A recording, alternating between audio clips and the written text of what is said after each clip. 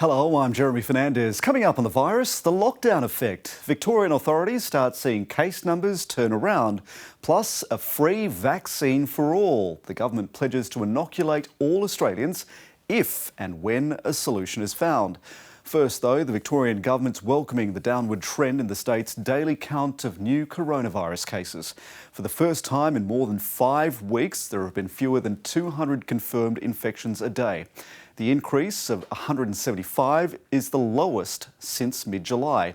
And you can see here how that turnaround has come about. Every day this week, those numbers have been below 300. The growth rate is now at 1.3% compared to 15.4% when lockdowns were reimposed on Melbourne hotspots at the start of July. Authorities are confident that strict measures are having the desired effect, but they say there's a long way to go before the restrictions can be lifted. In terms of September 13th, it is a long way away, and it's not just the case numbers, it's not just the new case numbers. I'd love us to be below 50. I would be really gratified if it were in single figures, but I'm not convinced that it will be. I think it's possible, but I think there are really significant challenges to get there. The number of deaths in Victoria is also on the way down. In the past week, the daily number has now fallen below 10 twice.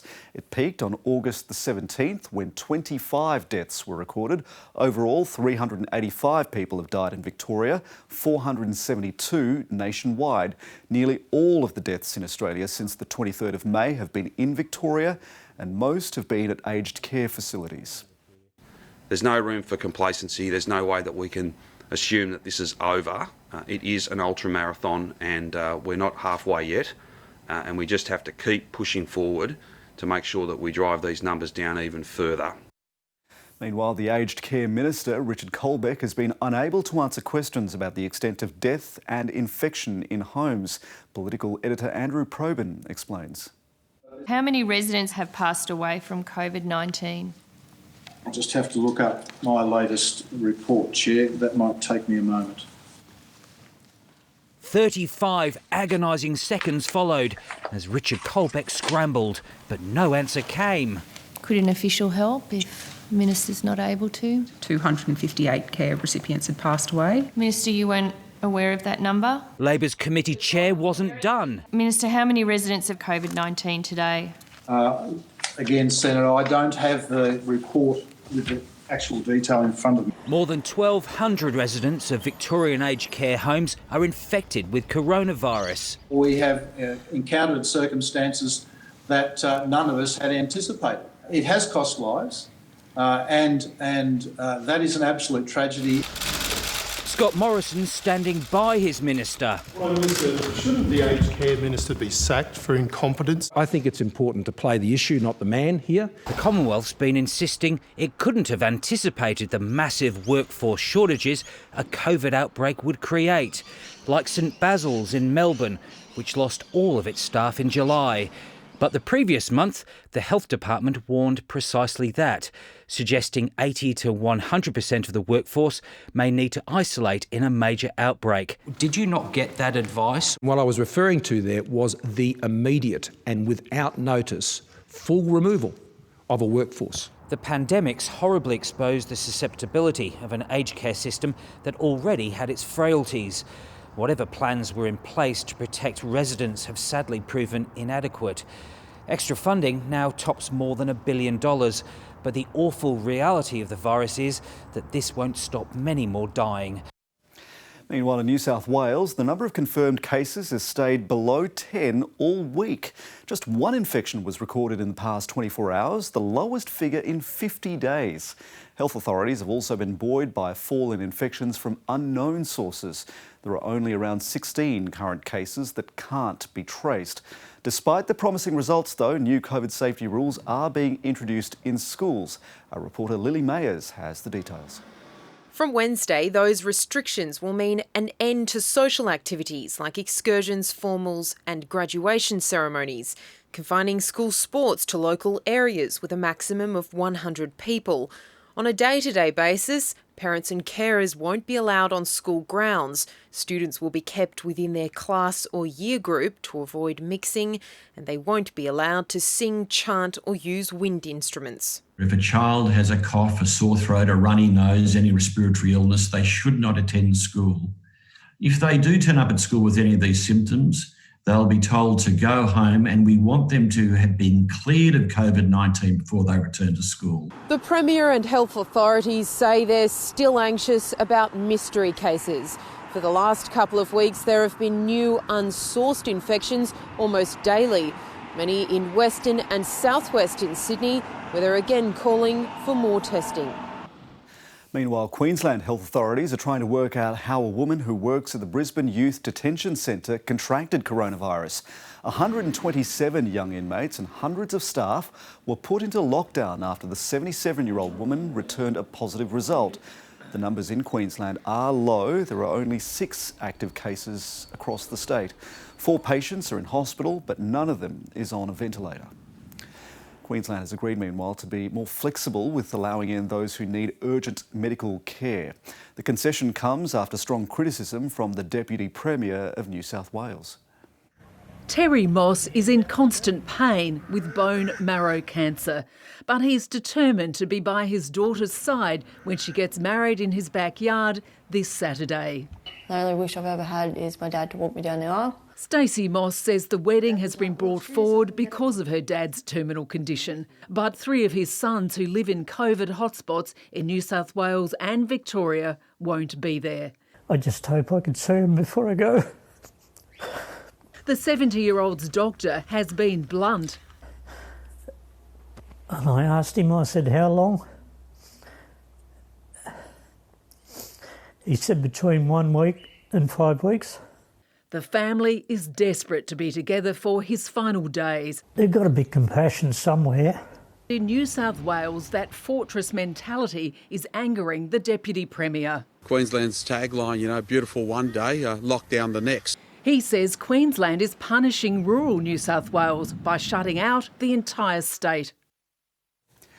We got more information this week on the government's vaccine plan. The Prime Minister is promising that all Australians will get one for free if and when a vaccine is developed. There's no guarantee we'll get one, but Australia's starting to position itself in case a vaccine's found.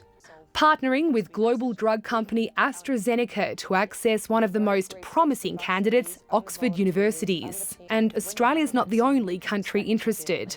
From the UK to the USA, Brazil to the European Union, contracts have already been signed and hundreds of millions of doses secured. While Oxford offers the most immediate hope, it's in a crowded field of contenders currently conducting drug trials. 2 of them here in Australia. The fastest any vaccine's ever been developed is 4 years. This time, there's growing optimism that scientists working at astonishing speed will strike gold. If that happens, the Prime Minister's promising the COVID-19 vaccine will be free for all Australians, and he wants all Australians to take it up, even indicating government payments might be withheld from those who refuse. The government announcement has prompted a flood of questions about the current status of vaccine trials.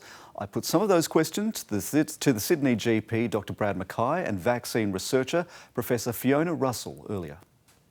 It is certainly very rapid development, but all resources have been thrown into this. So normally there's sort of a delay, and then you have to get funding, and then, things don't work, and then, you go on to the next stage. So there's a whole, circuitous course. But yes, the things certainly from the AstraZeneca vaccine, the one that the Australian government has signed up to, that has been announced this week, is certainly looking very promising. But, we do need to be very cautious as well. We don't know whether it works yet. It's showing very promising signs in terms of the immunology. It's producing the antibodies that we like to see. But again, we don't know whether those antibodies are actually effective and prevent us from getting the disease. It has been shown in the monkey studies, so the non-human primate studies, that it does prevent pneumonia and viral shedding in those, those monkey sort of studies, which is very promising and certainly, gives us great hope. but we still don't know whether the vaccine is safe or any of the vaccines are safe. So far, there's about 500 or so people that have been tested with the vaccine. There's no safety signals as yet, but it does need a lot larger sample size to be able to look at the safety. And even after, they're out in the population, those very rare side effects need to be closely, monitored in large populations once they are released into the population. So we are, it's looking very hopeful, but it is certainly a very, we've still got a long road to sort of go. Dr. Brad Mackay, I know you will be encountering this sort of suspicion and concern about the efficacy of a vaccine whenever it's released. How do you counter that eventually when it does become available? Well, I think a lot of people are anti the vaccine before it's even been invented and rolled out. So we're still looking for the safety and efficacy, making sure that we can give it to people. So once those results are out, I think we'll hopefully be very reassured with that. Time will tell. But I think it's also having those conversations with people now and looking at getting back to normality. And I think if we can only really get Australia and the rest of the world back to a state where we used to enjoy going out and catching up with friends and not worrying about transmitting a deadly virus to somebody. The only way of really doing that is by having a vaccination and by protecting ourselves and other people around us. So I think it's worthwhile having those conversations early and having them now. But certainly it will be a long sort of discussion point for the population and a lot of science to make sure that we're able to trust this as well. Awara sent this question on Facebook, Dr. Mackay. Is the vaccine likely to be a one-off sort of situation or a yearly, like a flu shot is? That's a very good question. At the moment, they're looking at giving one shot and then it's followed by a booster shot a number of weeks later. But we really don't know how long that immune reaction is going to last, or even if it's going to protect people from coronavirus in the real world. So this is why we're in phase 3 trials with the Oxford University vaccine at the moment. So one of the thoughts is that it could wane with immunity, so we may need to get a shot every year, but we really don't know. Hopefully the response is good and strong and stable for a long time. Professor Russell, this question we received: why won't the vaccine be mandatory? Oh, that's a good question, Jeremy. I think, I think it's extremely important that the vaccine isn't mandatory. I mean, I don't think any of us like being told, what to do. We like to make our own decisions, and we like to make our own decisions after we, so we can make an informed choice. I mean, if I knew that the vaccine was safe and effective, I'd be the first sort of lining up there because I would want to have the vaccine. And same with my household. I'd be encouraging all, my household to get the vaccine too. But it's extremely important because there are people, we don't know yet whether it's safe. People do have questions, and very rightly so, and questioning the whole process, of course. And so all those conversations need to be had. We need to explain to people how vaccines are tested. The whole process is about safety and what the side effects of the vaccines are, and also whether they actually work. I know we don't even know those, the answers to those questions as yet. So we certainly can't be making a vaccine, mandatory. I mean, a lot of people do have sort of questions, but with information and with the right information, from their trusted health provider, do then go on to, want to be, receive the vaccine. But it's extremely important that we put all those educational messages out there once we know more about the vaccine and what it can do and how effective it actually is. Dr. Mackay, if you take the lack of mandatory vaccination, the suspicion that surrounds it, and you apply that to a population, is there a threshold at which point a vaccine just wouldn't be effective, a vaccination program wouldn't be effective because there's not enough of a take-up rate? How do we know, what is the threshold at which a vaccine will be effective? That is a big question. I think we're still waiting to see what the answers will be. But traditionally, we do want more than 95% of the population being vaccinated. So this is what we have as a bit of a standard aim or a goal across the board with public health to make sure that enough people are vaccinated so it doesn't keep on spreading around. So if we're only getting, for example, if we're only getting 60% of people vaccinated and then say the vaccine is only 50% effective for people, say we just don't know those figures yet. yet, but that could mean that only 30% of the population is protected. And that means there's really no change in what we're doing now. We have to keep on doing what we're doing.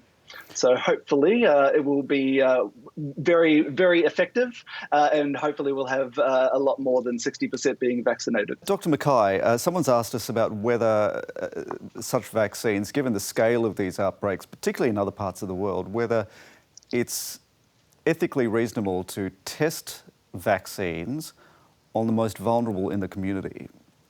What are your thoughts on that?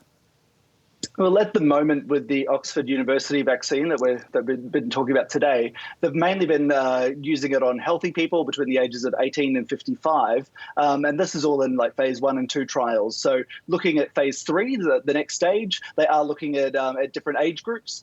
There's a group of about 50 people in an African country. I'm forgetting which country, but there's about 50 people who have HIV. And so they're looking at giving the vaccine to those people and seeing if it's going to be working as well. So this will be part of a phase 3 trial.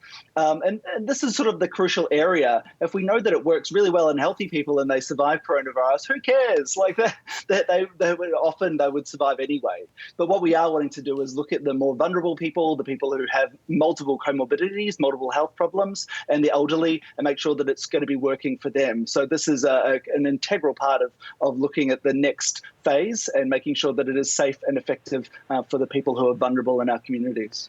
All right, Professor Russell, let's move on from the issue of vaccines to one of the interstate borders. Obviously, in different parts of the country, different people are calling for the borders to be reopened. How strong, in your view, is the case to keep interstate borders closed on medical grounds? Yes, well, certainly, for Victoria and New South Wales that have got, active community transmission, it is important. I mean, I think, if I was the Western Australian Premier, I don't think I'd be very keen on opening my borders to anyone at the moment, just because, I wouldn't want, to travellers to come in and breach quarantine potentially and start spreading it in my community and then having to go into lockdown like Victoria and, Melbourne's had to go through. So I think, certainly at this stage with what's going on Victoria and New South Wales, I can especially understand the states, because the impact on the economy, by lockdown and the upset with schools and all the social impact, of people being stuck at home and, the mental health issues are enormous. And so I can completely understand the premiers in the other states. I think if I was in their position, I would definitely be doing the same thing. What does the future look like when we talk about living with the virus? Yeah, so this is a really hard conversation that we didn't really want to have early on, where we were seeing, if there is an outbreak, then we do need to clamp down on it. And we will be going through sort of like boom and bust with our approach over time. This is the likelihood, unless we have a vaccine. So I think looking ahead and what this means for people, often it will mean sort of changing jobs and finding a different way to do what you've been doing. We're seeing overseas a lot of outdoor restaurants, outdoor cafes, outdoor markets, because we know that the transmission rates in those open spaces are much less compared to being in an enclosed space. We do need to change how we're living our lives. And I think the other aspect as well is finding where the outbreaks are and clamping down on those areas pretty quickly. So sometimes we will be talking about ring fencing. So just picking off suburbs where there are outbreaks and making sure that those few people are sort of staying in their homes while everybody else goes around their daily life. And we may need to keep on doing this and get better and better at focusing our efforts into different areas of the community. Now let's take a look at the numbers globally. More than 22.5 million cases have now been registered, with almost 800,000 deaths. That means 1 million cases are being recorded every 4 days or so, and around 6,000 people are dying every single day. The US and Brazil are still the most affected countries. However, India is also of concern. India currently has the highest daily increase in infections, with around 60,000 people testing positive each day for the past 2 weeks. The US and Brazil are posting about 40,000 a day. Colombia is recording 10,000 cases a day, showing just how much the outbreak is affecting South America. Well, thanks for joining us. There's a lot more of that conversation between Professor Fiona Russell and Dr. Brad Mackay up on the ABC News YouTube and Facebook channels. We'll be back next week. For now, though, stay safe, keep those hands clean. See you again soon.